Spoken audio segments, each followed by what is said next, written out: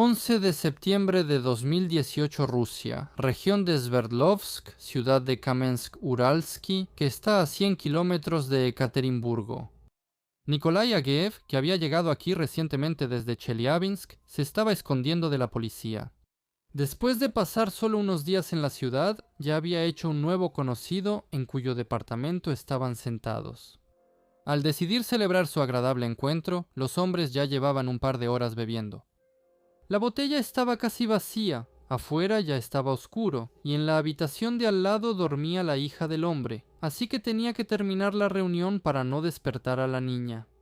El padrastro de la niña de 9 años, que estaba sentado enfrente, con la lengua trabada, le pidió a Nikolai que se fuera. Ageev no dijo ni una palabra, simplemente sacó una llave para tubos de su bolsillo y le dio un golpe en la sien. Para que el dueño de la casa se callara, hicieron falta 3 golpes. Y Nikolai fue a la habitación donde estaba la pequeña Yulia. 1 de mayo de 1974, en la ciudad de Kurgan nace Nikolai Ageev. Se sabe poco sobre su infancia y juventud, al igual que sobre sus circunstancias familiares y su mundo interior. Ni siquiera se pudo encontrar el nombre de su madre, solo se sabe el nombre de su padre, Alexander. Los investigadores intentaron reconstruir su pasado, pero no encontraron ni familiares, ni conocidos, ni a nadie que pudiera contar cómo creció el maníaco más peligroso de los Urales.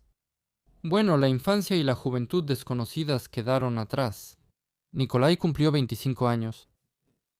Parecería que todo está por delante, que puede hacer carrera, formar una familia, pero el hombre decidió otra cosa. Esa vida no es para él. Empezó a ganarse la vida con asaltos, eligiendo el camino donde el dinero se conseguía con robos e intimidación. En 2003 lo arrestaron por primera vez asalto, robo, un cargo típico. Para un joven delincuente, de los que en ese entonces había muchos en todo el país. Pero en ese entonces aún no era un verdugo, todavía no lo era. El Tribunal Regional de Kurgan le dio varios años de régimen estricto, y Ageev fue enviado a cumplir su condena en alguna colonia de la región de Sverdlovsk. Ahí fue donde realmente conoció la vida carcelaria. Pasillos de concreto, olor a cloro y jabón en la regadera, literas de hierro, camas en 3 niveles, una tensión constante en el ambiente. En ese ambiente, donde a los débiles los oprimen y a los callados los quiebran, Ageev se sentía no en la cárcel, sino en casa. Fue precisamente ahí donde ocurrió el punto de quiebre. En 2006, cumpliendo condena por ese primer asalto, Nikolai le quitó la vida a un compañero de celda. No fue por venganza por algo grande ni por dinero, sino simplemente tras una pelea por antipatía personal, por alguna tontería que nadie siquiera recuerda ya. Pero ahora él sabía que quitarle la vida a alguien solo da miedo una vez, la primera vez. El tribunal le sumó 16 años a su condena, y el hombre entendió que a ese ritmo no saldría en libertad pronto. Y ya tenía muchas ganas de salir y mostrarle a todos su poder, su fuerza. Se adaptó. La ironía es que precisamente después de ese asesinato, después de la zona de régimen estricto y de los 15 años y medio añadidos, Ageev de repente se volvió un hombre ejemplar, callado, discreto, diligente, que espera su momento. Iba a trabajar, donde a los presos los obligan a coser uniformes o cargar cajas, no escribía quejas contra los guardias, no se metía en peleas de la cárcel, anticipaba la libertad. Año tras año, desde 2006 hasta 2017, se mantenía callado y discreto, creando esa misma ilusión de rehabilitación en la que tanto les gusta bajar la guardia a los guardias e incluso a los jueces. Nadie lo molestaba, nadie lo tocaba, y el plan funcionó. En octubre de 2017 lo trasladaron a una colonia en el distrito de Kitovsky, en la región de Kurgan, más cerca de su tierra natal. La Comisión de Liberaciones Condicionales revisó su expediente personal. Los 16 años de condena adicional casi se han cumplido por completo, no hay sanciones, hay incentivos y la evaluación es positiva. Parecería que era el verdugo de su compañero de celda, pero la comisión no vio una amenaza y en julio de 2018 salió en libertad condicional. El sistema, que debía proteger a las personas, no fue quien abrió la jaula por sí mismo. Julio de 2018. Nikolai Agev, quien pasó la mayor parte de su vida adulta en prisión, sale en libertad casi 5 años antes de lo previsto. Sin embargo, la libertad resultó no ser la que la gente suele soñar. Sin tener un techo donde vivir ni un ingreso estable, muy pronto volvió a hacer lo que mejor sabía hacer. Tan solo un mes después de salir en libertad, volvió al camino del crimen. Se fue de la región de Kurgan a Ekaterimburgo. La ciudad es grande, hay mucha gente y por lo tanto muchas posibles víctimas. Los acontecimientos posteriores se desarrollaron rápidamente. De agosto a septiembre de 2018, Ageyev cometió en Ekaterimburgo, Chelyabinsk y Kamensk-Uralsky 2 homicidios, abuso de menores de 18 años y una serie de asaltos, causando lesiones graves a las víctimas. Desafortunadamente, debido a la censura de YouTube, no puedo mostrar algunos materiales documentales, por lo que los dejaré en el canal de Telegram Strashnoti. Vayan, suscríbanse y véanlo, el enlace está debajo del video. 8 semanas no se convirtieron en el comienzo de una nueva vida para Nikolai. Todo lo que hizo durante esas semanas, como determinó la investigación, estuvo dirigido a un solo objetivo: el dinero. Aunque las sumas que se llevaba siempre eran pequeñas, la mitad del salario mensual promedio, Nikolai estaba dispuesto a quitarle la vida a alguien sin pensar en el valor de esa vida. Quitarle la vida a alguien se volvió para él más fácil que trabajar como cargador o jornalero. Al quedar en libertad, Agev rápidamente desarrolló su propia táctica característica. Siempre llevaba consigo una llave inglesa de metal, explicando que, en caso de revisión de documentos o detención, podría justificarla como una herramienta de trabajo perteneciente a un obrero. La segunda herramienta fue un martillo, que también utilizaba, a veces junto con un hacha. Las ventanas de los pabellones a menudo estaban polarizadas y cubiertas con anuncios, así que Agev, sin darse cuenta, ya había descifrado este sistema desde hace tiempo. Un vendedor, la caja a la vista, nadie cerca. La llave ajustable que sobresalía del bolsillo de la chaqueta no despertaba sospechas entre los transeúntes ocasionales. Lo principal no era solo golpear, sino dejar inconsciente a la víctima de inmediato, para que no hubiera gritos. El método de Agev era cruel y primitivo. Atacaba a los vendedores de los pabellones comerciales, la mayoría de las veces a mujeres, porque ellas son más débiles y no pueden ofrecer una resistencia seria. Entraba al pabellón, golpeaba a la víctima en la cabeza o donde fuera con el arma elegida, y después de que la mujer caía, forzaba la caja registradora y se llevaba la recaudación. A veces atacaba en la calle, acercándose por detrás. Para él, lo principal siempre era una cosa: la sorpresa y la crueldad, para que la víctima no tuviera tiempo de gritar ni de pedir ayuda. Un solo golpe y en poco tiempo ya no se levantaría. O tal vez nunca se levante. Pero hubo otros ataques, contra transeúntes al azar, contra aquellos con los que se encontraba en el camino. A Ageyev no le hacía asco a nada. Todo empezaba con la lástima o la soledad de la mujer, no importaba. Lo importante es que el 17 de agosto de 2018, alrededor de las 10 de la noche, Nikolai Ageyev se encontraba de visita en un departamento en la calle Sortirobochnaya, en Ekaterimburgo. La mujer que vivía ahí era mayor. Él la había conocido el día anterior. ¿Cómo exactamente? Las fuentes no lo revelan, pero los criminalistas suponen lo que es evidente por sí mismo. Él apeló a la compasión. Contó sobre la prisión, sobre su vida arruinada, sobre que no tenía dónde pasar la noche, dónde vivir, dónde bañarse, ni dónde calentarse. Ella le creyó, porque no sabía que estaba dejando entrar a su casa no solo a una persona solitaria, sino a un maníaco. No sabía que la compasión se convertiría en una sentencia. La tarde se convirtió en noche. Ya estaba oscuro afuera cuando Ageyev decidió que había llegado el momento. Tal vez había estado esperando ese momento desde que cruzó la puerta. Observaba la habitación, calculando dónde estaba cada cosa, dónde la dueña escondía el dinero, o tal vez fue un impulso y la decisión llegó de repente, pero, de cualquier manera, Ageyev dejó de fingir. Sus manos, que hacía un minuto sostenían una taza de té, se dirigieron hacia la dueña. La agarró bruscamente del cuello, la tiró al suelo y luego tomó un martillo y un hacha. El primer golpe fue en la cabeza, el martillo bajaba una y otra vez, y cada golpe era pesado, sordo. Luego usó el hacha. Era más difícil golpear con ella, pero la hoja no requería tanta fuerza como el martillo. La hoja entraba sola en el cuerpo, cortando la piel, rompiendo el cráneo, mezclando la sangre con el cabello. El hombre asestó no menos golpes. Después de los golpes, la mujer murió en el acto por las terribles heridas y la pérdida de sangre. Después de eso, Agib registró el departamento con calma y meticulosidad, recogiendo todo lo que pudiera tener algún valor. La suma total de lo robado fue de aproximadamente 13.000 rublos. Este fue el primer crimen sangriento de Agib documentado oficialmente en libertad, pero lamentablemente no fue el último. Después de ese episodio, Agib no se quedó en Ekaterimburgo ni una hora más de lo necesario, aunque nadie lo perseguía. Él simplemente sabía que tarde o temprano encontrarían el cuerpo, los vecinos llamarían a la policía, los criminalistas tomarían huellas dactilares, y entonces su retrato aparecería en las noticias y empezarían a pegarlo en los postes y comenzaría la cacería. Tenía miedo de perder la libertad demasiado rápido, temía no alcanzar a aprovecharla al máximo y quería sacarle mucho provecho a esa libertad. Nikolai se dirigió al sur a Chelyabinsk. Por supuesto, Chelyabinsk está al sur en relación con Ekaterimburgo.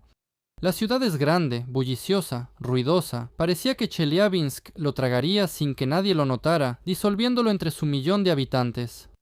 El viaje tomó varias horas. Cuando el tren llegó, Ageyev salió al andén y respiró hondo. Sus manos estaban vacías, excepto por una llave inglesa en el bolsillo, unos cientos de rublos que le quedaban de lo robado en Ekaterimburgo y una chaqueta sobre los hombros, pero la cabeza llena de planes. Nikolai miró a su alrededor, entrecerrando los ojos por el sol brillante, y dio el primer paso hacia la ciudad, hacia nuevas víctimas, nuevo dinero y nueva sangre, sin saber ni imaginar que Chelyabinsk sería para él solo un punto de paso en el camino hacia el crimen más terrible de su vida. La táctica que Ageyev eligió en Chelyabinsk fue simple, nada de esquemas complicados, cómplices ni testigos innecesarios. El hombre elegía la oscuridad porque en ella era más difícil recordar su rostro. Como dicen, la oscuridad es amiga de los jóvenes, en la oscuridad no se ve la cara. Y las cámaras de vigilancia, si es que hay alguna, solo graban una silueta borrosa. Entraba al pabellón de manera brusca, sin palabras innecesarias. Simplemente se acercaba directamente a la víctima y de inmediato daba el primer golpe. El primer golpe era en la cabeza, para que la vendedora cayera, no gritara y no le impidiera abrir la caja registradora y llevarse el efectivo. Uno de los primeros ataques en Chelyabinsk, Nikolai lo cometió a finales de agosto. Justo en la explanada frente a la casa número 62 en la calle Kirova, donde una mujer vendía frutas y verduras, acomodando su mercancía en los puestos. Ageyev se le acercó silenciosamente por detrás y con un movimiento brusco y bien practicado le arrancó el delantal a la mujer. No porque necesitara el delantal o quisiera desnudarla, sino porque en los bolsillos del delantal había dinero. La víctima gritó y al escuchar el grito, dos transeúntes corrieron inmediatamente hacia ella. Ellos persiguieron al delincuente, quien, a su vez, no se desconcertó, sino que sacó una herramienta de su bolsillo. Simplemente levantó el martillo en silencio y lo mostró, dando a entender que las bromas se habían acabado y que estaba listo para golpear si daban un solo paso más hacia él. Los hombres se detuvieron y retrocedieron. Ageyev volvió a quedar impune. Esta vez ganó no menos de 14.000 rublos. El 8 de septiembre dio un nuevo golpe. Esta vez fue en el pabellón comercial Frutas y Verduras en la calle Solneshnaya, en un pequeño local lleno de cajas, donde la vendedora estaba sola, sin seguridad ni cámaras. Nikolai entró y sin decir una palabra empezó a golpear. 1, 2, 3, 4, 5. La llave de tubo bajaba sobre la cabeza de la mujer una y otra vez. Ella cayó al suelo desangrándose y Ageyev, sin prestarle atención, pasó por encima de ella, abrió la caja registradora, tomó todo lo que había allí, no menos de 20.000 rublos, y el 10 de septiembre, apenas 2 días después del ataque en Solnechny, Ageyev volvió a salir de cacería, y esta vez su víctima fue una vendedora en un kiosco de cigarrillos en la calle Molodogvardeits. Todo sucedió igual que las veces anteriores. El hombre entró, le asestó fríamente no menos de 4 golpes en la cabeza, la mujer cayó y más tarde los médicos le diagnosticarían fracturas en la bóveda y la base del cráneo. Eso significa que los huesos de su cráneo se agrietaron y se separaron. También le encontrarán una fractura en el brazo, porque probablemente intentó defenderse, cubrirse la cara con las manos, pero la herramienta le rompía los huesos con facilidad. La cámara de vigilancia instalada en el puesto grabó todo. La cantidad que robó esta vez fue la más grande en todo el tiempo de sus asaltos en Chelyabinsk, no menos de 28.000 rublos. En total, en el territorio de Chelyabinsk, Ageyev cometió no menos de 5 asaltos, atacando a vendedores en diferentes zonas desde el noroeste hasta el centro, y en cada caso actuaba con el mismo método. Entraba al local, golpeaba en la cabeza y se llevaba la recaudación. Para mediados de septiembre, la búsqueda de Ageyev en Chelyabinsk se volvió seria. Nikolai entendía que su tiempo en Chelyabinsk se estaba acabando, que un asalto más y podrían atraparlo. Por eso decidió que era hora de cambiar de ciudad, buscar un nuevo lugar donde aún no lo conocieran, donde no hubiera retratos hablados ni avisos de búsqueda, donde pudiera empezar de nuevo. El hombre se fue de Chelyabinsk a Kamensk-Uralsky, donde, según él, podría esconderse, esperar a que el alboroto a su alrededor se calmara y luego volver a salir de cacería.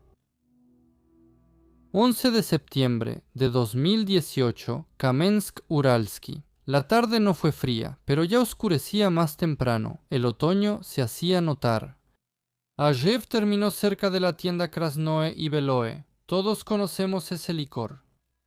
Él no planeaba nada especial para esa noche, simplemente caminaba sin rumbo fijo. En la entrada de la tienda había un hombre. Como se sabría después, tenía 36 años. Era un trabajador común, esperando algo o pensando en qué comprar.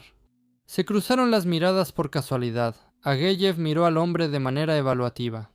Así se había acostumbrado a mirar a todos desde hace mucho tiempo inconscientemente. ¿Es una víctima o no? ¿Tiene dinero? ¿Se le puede sacar algo? ¿Ofrecerá resistencia o se le puede simplemente aturdir y quitarle lo que lleva en los bolsillos? El hombre probablemente solo vio frente a él a un tipo insignificante, no joven, con ropa gastada, una chaqueta raída y una cara cansada, y sin saber a quién estaba dejando entrar en su vida, dio ese paso que resultó ser fatal para él. Empezaron a conversar. La conversación surgió por sí sola, y a los pocos minutos ya estaban discutiendo dónde podían tomar un trago tranquilamente. El hombre lo invitó a su casa. Ageyev no se opuso. Por supuesto, él siempre aceptaba tales propuestas, porque le daban lo más importante: acceso a las personas, a sus casas, a su dinero, a sus vidas, que él podía quitar o salvar a su antojo.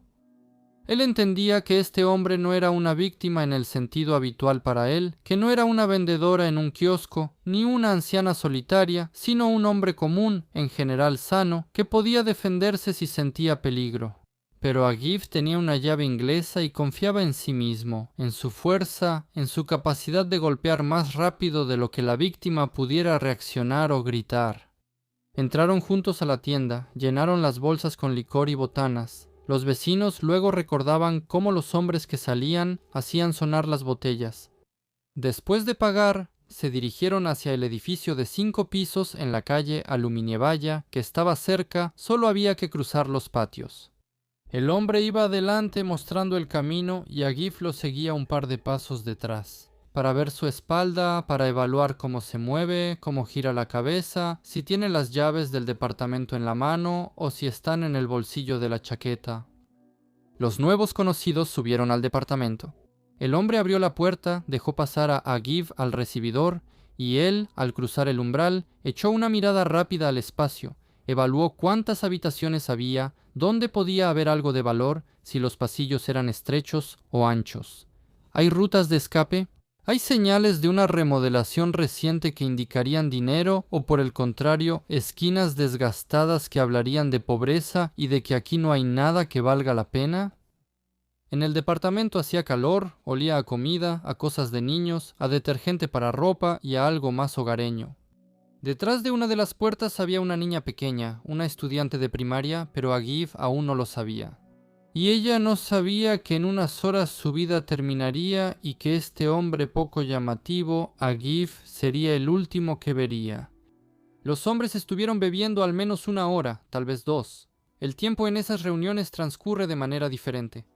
El nuevo conocido, durante la conversación, le contó a Agif sobre su esposa, sobre sus turnos nocturnos en el trabajo, a uno de los cuales ella se fue y lo dejó solo con la niña Yulia, que era su hijastra. Agif asentía, daba la razón, sonreía en los momentos adecuados y esperaba su momento. Esperaba a que el dueño del departamento se emborrachara lo suficiente como para no oponer resistencia. Cuando la botella estuvo casi vacía, el dueño de la casa miró a Agif y dijo la frase fatal. Le pidió a Agif que se fuera. Nikolai no discutió. Simplemente, sin decir una palabra, sacó una llave inglesa del bolsillo y asestó un golpe fuerte en la cabeza del hombre. La herramienta entró en la sien con un golpe sordo. El hombre gimió, se agarró la cabeza, intentó levantarse, pero Agif ya estaba dando el segundo y luego el tercer golpe en la cabeza, en la coronilla, en cualquier lugar donde pudiera acertar. Porque la víctima no debe resistirse ni distraerlo de lo principal.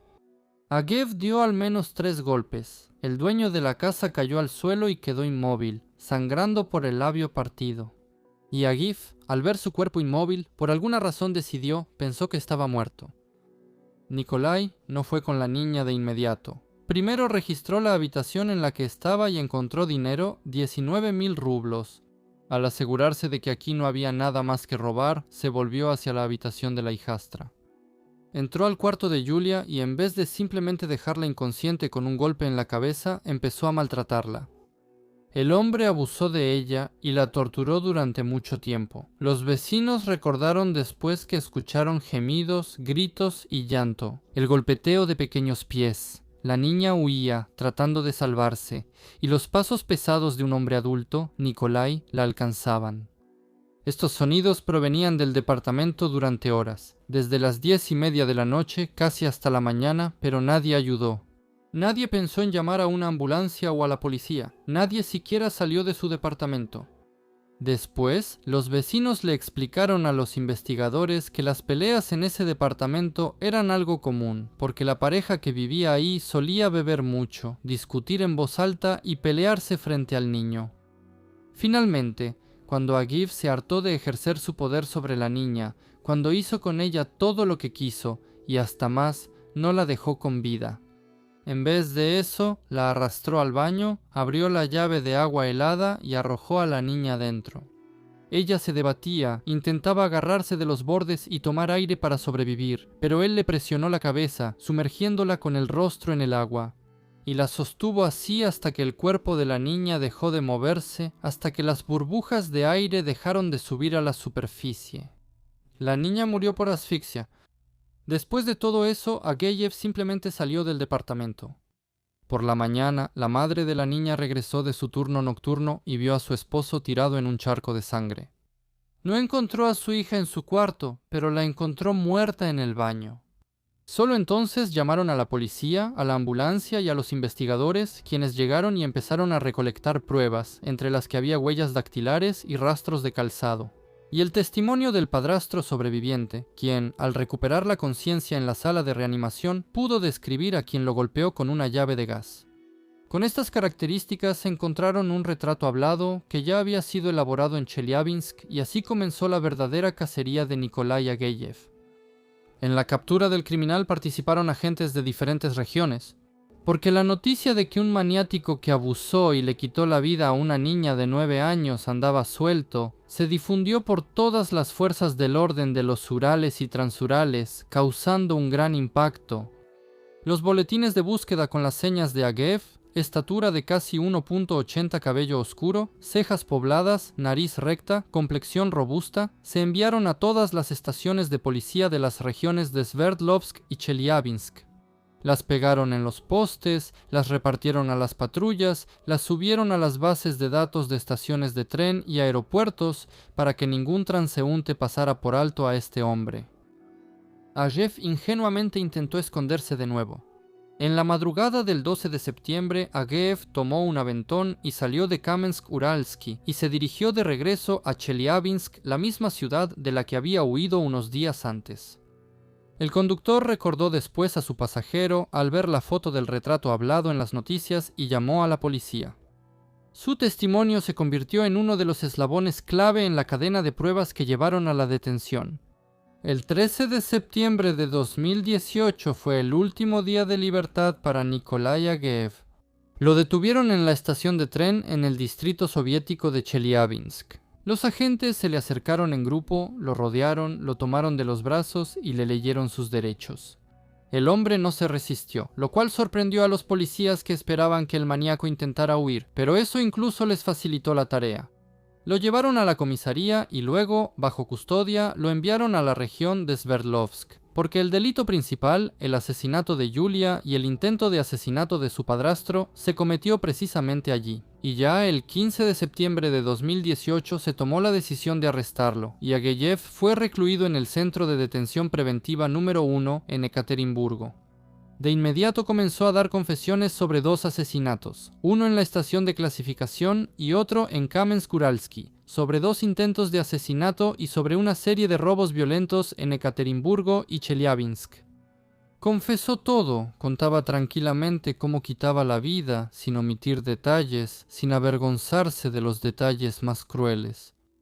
La investigación fue puesta bajo el control personal de un alto funcionario en ese momento, Fersik Fers, del departamento principal del Ministerio del Interior en la región de Sverdlovsk. Porque este era uno de esos casos en los que los altos mandos no podían quedarse al margen, y en caso de algo incluso podían recibir un regaño. Porque el crimen fue demasiado sonado y monstruoso, demasiado representativo de todo el sistema que permitió que una persona saliera en libertad y volviera a matar gente. Los agentes trabajaban, iban a las escenas del crimen, realizaban experimentos de investigación en los que Ageev mostraba cómo golpeaba con la llave, cómo cortaba el oxígeno, cómo ahogaba, cómo cometía abusos, cómo salía tranquilamente del departamento y seguía adelante. Al hombre no le importaba, él sabía que le esperaba cadena perpetua. La investigación duró casi un año, 11 meses, durante los cuales llevaban a Ageev por las ciudades, lo sacaban para experimentos de investigación y una y otra vez le pedían que mostrara todas sus acciones y golpes. La pericia psiquiátrica forense, realizada por los mejores especialistas de la región, duró varias semanas. Los psiquiatras conversaron con Ageev, le hicieron cientos de preguntas, verificaron sus reacciones ante imágenes horribles, ante relatos sobre el sufrimiento de las víctimas, sobre temas provocativos y explícitos, y al final emitieron un veredicto. Ageev fue declarado completamente cuerdo, sin ninguna desviación que pudiera explicar su crueldad o al menos atenuar su culpa. Él entendía lo que hacía, era consciente de las consecuencias de sus acciones. Podía controlarse, pero no quiso, no lo consideró necesario. Al mismo tiempo, los expertos notaron que carece completamente de empatía. En el verano de 2019, casi un año después de su arresto, el caso penal fue remitido al tribunal. Fue una audiencia muy sonada, a la que asistieron periodistas de medios nacionales y locales, llegaron equipos de televisión con cámaras y acudieron los familiares de las víctimas, quienes querían ver con sus propios ojos a quien destruyó la vida de sus seres queridos. En el Tribunal Regional de Sverdlovsk, Ageev se presentó ante los jueces y el jurado con un gorro negro y una mascarilla médica que le cubría completamente el rostro. La madre de Yulia, de 9 años, vio por primera vez al verdugo de su hija en la audiencia judicial cuando se decidía la medida cautelar para él. Ella miraba al hombre que le había arrebatado lo más preciado y no pudo contener un grito. A ese desgraciado hay que dispararle, a esos hay que colgarlos por sus genitales, y lleva máscara porque tiene miedo. Su voz se quebraba de dolor mientras él se sentaba tras las rejas sin siquiera inmutarse. Por lo visto, Nikolai Ageev es una personalidad criminal con una estructura disocial marcada. Es completamente imputable, como lo confirmó la pericia, y carece de empatía. Su comportamiento no es consecuencia de una desintegración psicótica, sino una manifestación sistemática de agresión instrumental, donde la violencia se ha convertido en un medio para alcanzar objetivos primitivos: dinero, dominación, poder, y al mismo tiempo como un acto valioso en sí mismo. Además, Agiv demuestra una inteligencia criminal excepcionalmente alta, imita fácilmente un comportamiento socialmente aceptable, es un prisionero ejemplar, un compañero de viaje inofensivo, capta los puntos débiles de la víctima: la compasión, la soledad, la confianza. Desarrolla una táctica de ataque considerando el factor sorpresa y la debilidad física de la víctima. Esta adaptabilidad no tiene ninguna limitación moral interna. Cualquier contacto con una persona se evalúa de inmediato como una oportunidad de la que sacar provecho. Emocionalmente, Agiv, al parecer, es plano. La ira, el odio, la venganza y los celos están ausentes. Las acciones no son impulsivas. Incluso quitarle la vida a un compañero de celda por una tontería es más bien una prueba de límites. El verdadero motivo, al parecer, es la necesidad de un control total sobre la situación y sobre el cuerpo y la conciencia del otro. El dinero, pequeñas sumas, es solo una tapadera racional, un ritual que convierte el acto de quitar la vida, por así decirlo, en un asunto. Y lo que hizo con Julia, al parecer, no tiene un trasfondo sexual o emocional en el sentido habitual. Más bien, es un acto de afirmación de poder sobre un ser indefenso, lo más humillante y definitivo posible. En general, la violencia para Ageyev es tanto una herramienta de trabajo como un lenguaje de comunicación. Difícilmente sentía repulsión o placer en el sentido hedonista. Tampoco, al parecer, sentía remordimientos. Los golpes se dan metódicamente, con pausas, sin ensañamiento. El paso de privar de la vida al ultraje y luego al ahogamiento no es una escalada del efecto, sino la ejecución secuencial de un plan. Es notable que, al mostrar el martillo a los transeúntes, él no ataca. La agresión, incluida la demostración, solo ocurre cuando está garantizada la ausencia de riesgo para sí mismo. El entorno carcelario es percibido por Agiv como algo natural. No se quiebra en él, sino que, al contrario, encuentra una estructura donde puede pasar desapercibido y esperar. La cadena perpetua no se percibe como un castigo, sino solo como un cambio en las condiciones de existencia. Privar de la vida a un compañero de celda en una colonia de régimen estricto es solo una confirmación de que su ley interna es más fuerte que la externa. 2 cadenas perpetuas no le causan ninguna reacción. Nikolai Agev, por lo visto, es absolutamente incorregible. Cualquier forma de relajación del régimen o debilitamiento de la vigilancia será utilizada para una nueva violencia. El contacto con las personas, incluyendo al personal, compañeros de celda, psicólogos, siempre representa una amenaza. Ageyev no distingue entre lo suyo y lo ajeno, solo evalúa la posibilidad de actuar sin ser castigado. Incluso en una colonia cerrada de régimen especial, sigue siendo especialmente peligroso. Y sobre cómo reconocer el tipo de personalidad epiléptico paranoide más grave antes de que arruine tu vida o la de tus seres queridos, ya lo conté en mi canal de Telegram. Los enlaces están debajo del video. El 18 de septiembre de 2019 el Tribunal Regional de Sverdlovsk declaró culpable a Agiv de todos los cargos. El juez leyó la sentencia: cadena perpetua con cumplimiento en una colonia de régimen especial. Nikolai no presentó una apelación solicitando una reducción de la sentencia, y lo más probable es que nadie la hubiera considerado seriamente. Aunque ahora son tiempos así que, después de eso, a Ageyev lo enviaron al Ártico, a la tristemente célebre colonia Lechuza Polar en el asentamiento de Karp, en el distrito autónomo Yamalo-Nenets.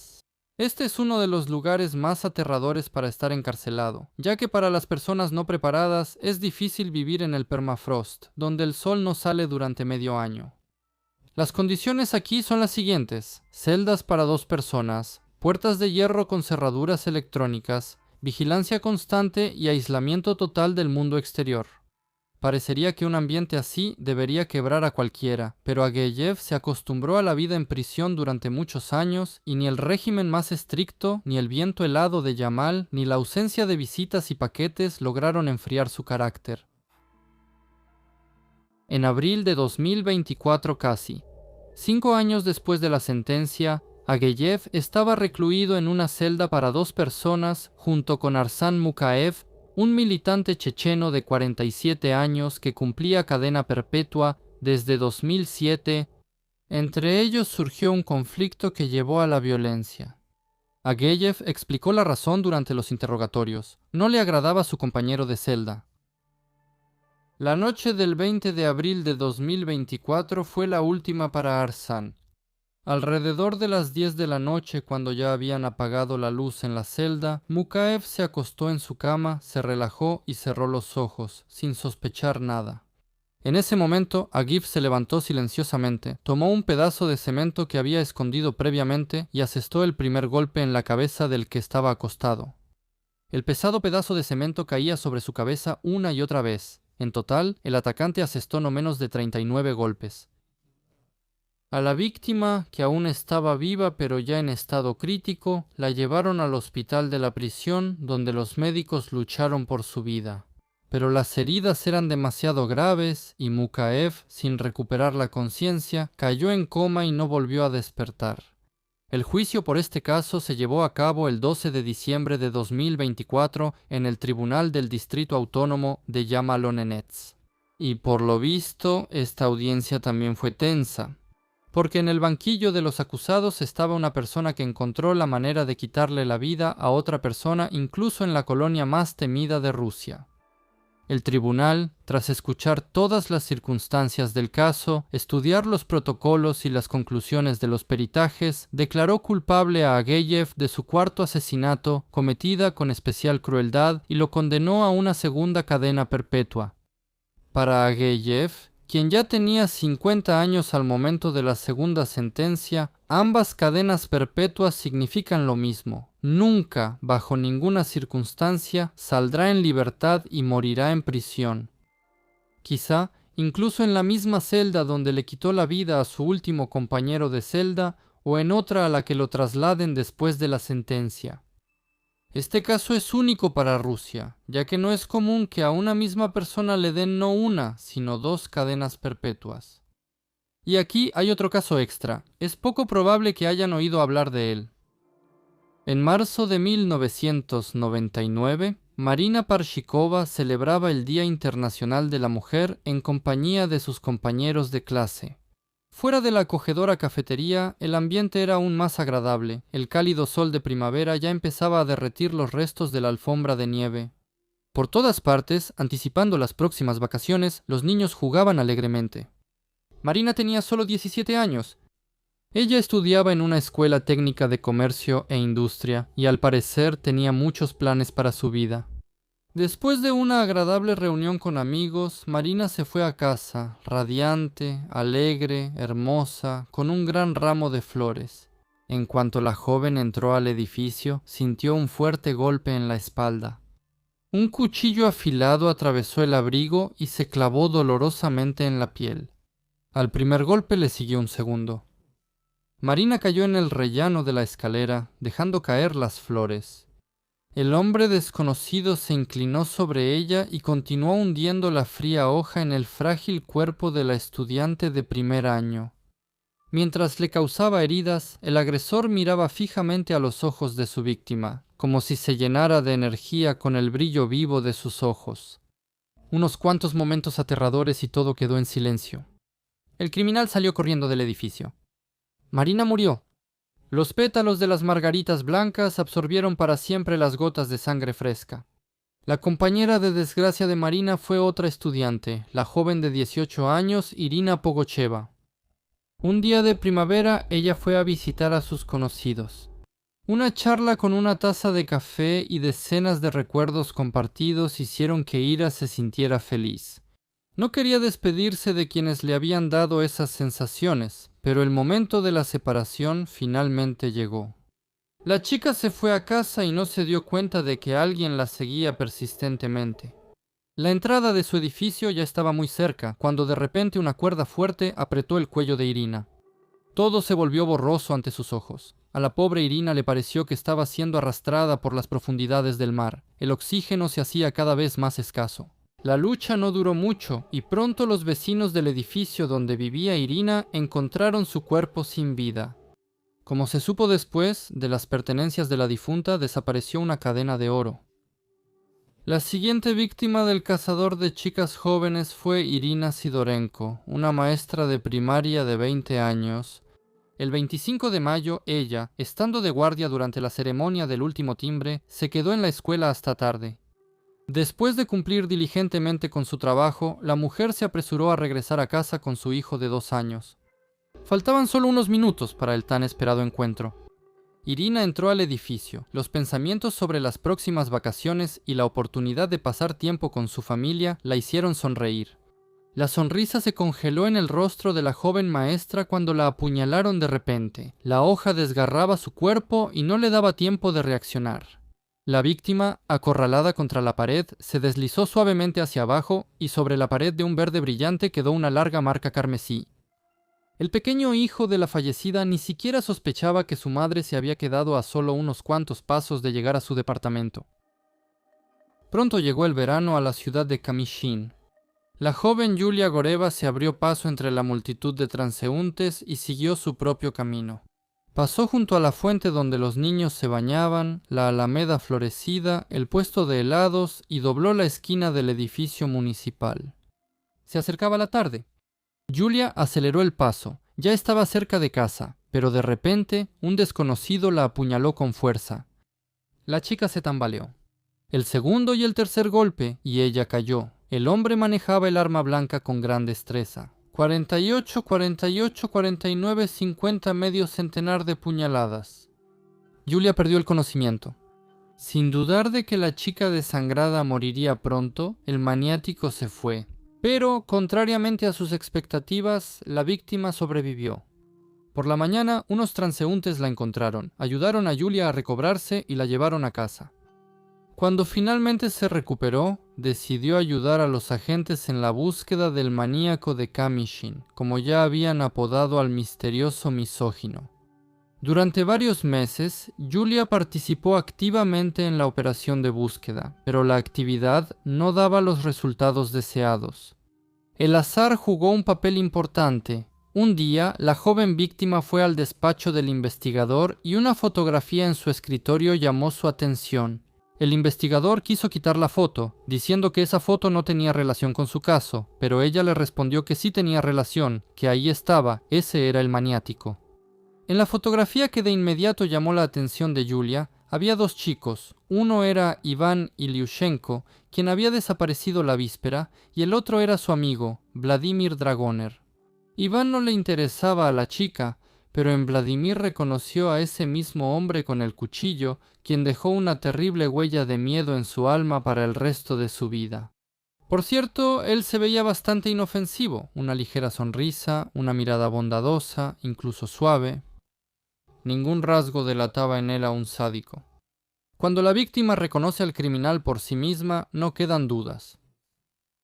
Arrestaron a Dragoner. No intentó salir bien librado y confesó abiertamente que el maníaco de Kamyshin era su segundo nombre, y que sí, fue él quien le quitó la vida a Marina y a las 2 Irinas. En esa lista también pudo haber estado el nombre de Yulia, pero ella tuvo suerte.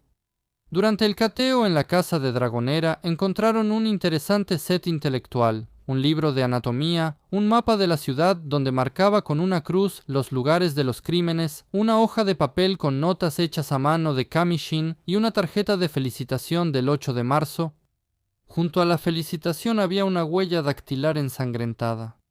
Durante el arresto y el interrogatorio, se descubrió que Dragonera no solo había acabado con 3 mujeres, sino también con 2 hombres jóvenes. Iván Ulishenko, quien estaba reportado como desaparecido, también fue víctima del arrebato de su viejo amigo. Él mismo enfureció al maniático y sacó a relucir su naturaleza violenta. Una vez, Iván notó que la ropa de Dragonera estaba manchada de sangre. Esto lo llevó a ciertas conclusiones. Iván le preguntó si acaso Dragonera no era ese maniático del que todos hablan por todos lados. Su compañero no respondió nada, solo pensó para sí mismo: no vas a vivir. Dragoner se unió con sus conocidos del colegio técnico, Pavel Ivanikov, Alexei Kozlov y los hermanos Alexander y Dmitry Shubin. La venganza prometía ser impresionante. Un día, los 5 hombres cómplices rodearon a Iván, que no sospechaba nada, formando un círculo cerrado y lo golpearon. Sin embargo, eso fue solo la introducción a la parte principal del castigo. Ataron al chico y se lo llevaron por un camino de tierra que conducía al pueblo de Sestrenki. Allí ya habían preparado una tumba fresca, donde arrojaron al joven demasiado curioso. La verdad es que Dragoner personalmente liberó a su amigo del miedo a ser enterrado vivo. Todo se resolvió con una sola bala. El cuerpo perforado por esa bala fue rápidamente cubierto con tierra y arena. Después de la desaparición de Iván Iliushenko, su padre fue con el investigador y le dejó la misma fotografía en la que su hijo aparecía con su fiel amigo. A la banda malvada liderada por Dragoner no le bastó con un solo derramamiento de sangre. Querían descargar toda su bilis restante sobre alguien. Desde hace tiempo, un compañero de clase molestaba a Dragoner, quien a sus ojos parecía un verdadero tirano. Una vez, la pandilla de los desalmados decidió llevar a cabo un acto de justicia contra él. Llevaron a la víctima a pescar, lo golpearon hasta dejarlo inconsciente, pero no sin pulso. Así que había que terminar lo que empezaron. Prometieron que sería humillado. Ataron un pedazo pesado de hierro a sus pies, lo pusieron en una lancha, se alejaron y arrojaron el cuerpo al agua. Después de un tiempo, el cadáver finalmente salió a la superficie, pero lograron que quedara humillado y humillado. 5 vidas destruidas y otra más arruinada.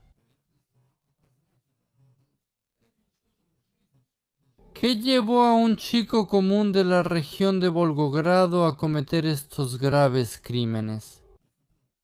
Vladimir Dragoner nació el 2 de marzo de 1981 en el pueblo de Lyubashovka, en la región de Odessa. Más tarde, él y su madre se mudaron a Rusia, a la ciudad de Kamyshin. La madre de Dragoner era una mujer cruel. A menudo humillaba a su hijo y lo golpeaba por la más mínima falta, lo que en parte pudo haber provocado que el niño desarrollara odio hacia las mujeres en general. Sin embargo, en una entrevista, Dragoner negó los argumentos de los agentes. Dios me libre de decir algo malo sobre mi mamá. Por cierto, ella testificó a mi favor, confesó él en una de las entrevistas. Me castigaba en la infancia, pero eso es un proceso inevitable de la crianza. Sobre el padre del maníaco de Kamyshin y otros parientes no se sabe nada, nada se sabe. Cuando terminó la escuela, Dragoner ingresó a la escuela técnica número 14.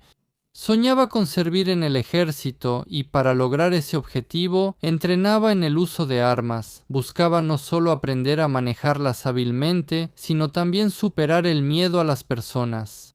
A Vladimir Dragoner lo declararon cuerdo. No padecía trastornos mentales y era plenamente consciente de la gravedad de los crímenes que cometió. A pesar de que él imitaba el acto sexual con las mujeres asesinadas, quitándoles parcialmente la ropa, y no desdeñaba la oportunidad de llevarse algún trofeo perteneciente a las víctimas como recuerdo. El motivo de los crímenes no podía considerarse ni sexual ni lucrativo. Al principio, la razón por la que Dragoner asesinó con tanta sangre fría a las estudiantes y la joven maestra se consideró como un deseo de vengarse de las mujeres, de vengarse por todas las ofensas que le había causado su propia madre. Sin embargo, el propio maniático reveló el verdadero motivo de sus crímenes. Según él, se debe a la pérdida de valores morales en la sociedad, la decepción en la vida y el odio hacia los demás. Según confesó Dragoner, solo una persona adulta y sabia podría haberlo encaminado por el buen camino, pero no había nadie así cerca de él. Además, la investigación supuso que al quitarles la vida a chicas jóvenes, Dragoner intentaba prolongar su propia juventud. Por eso le dieron el apodo de Drácula. Por una coincidencia interesante, los miembros de su familia realmente tenían raíces rumanas. Es una suposición casi mística. El maniático también calificó de tontería otra invención de los periodistas. El quitarle la vida a los hombres puede explicarse por motivos personales. Sin sufrir de trastornos mentales graves, Dragoner, sin embargo, tenía un deseo fuerte, casi irresistible, de quitar vidas. El 18 de julio de 2001, el Tribunal Regional de Volgogrado sentenció a Dragoner a cadena perpetua. Sus propios cómplices del Instituto Técnico también recibieron largas condenas. Ya lleva casi 30 años el luchador por la preservación de altos valores morales pasando su tiempo en la siniestra colonia Delfín Negro. Se distingue por su comportamiento ejemplar, trabaja sin descanso. Dice que reza todos los días por aquellos a quienes él mismo mató. Se esfuerza por pagar regularmente compensaciones a las familias de las víctimas, y aún así, no pierde la esperanza de algún día librarse del brillo de los barrotes de acero. Y, por cierto, dice que está en busca de una compañera leal con la que pueda pasar el resto de su vida. Pero ahora es poco probable que alguna mujer normal quiera unir su destino con él, y eso es un error. El preso admite con un suspiro profundo: ¿qué haríamos sin mujeres? ¿Quién va a continuar el linaje? Por cierto, estoy en contra del aborto. El aborto es un pecado. ¿Y qué piensan ustedes sobre Ageyev y este caso? Escriban sus comentarios, compartan el video con quien pueda estar interesado y vean otros videos en el canal.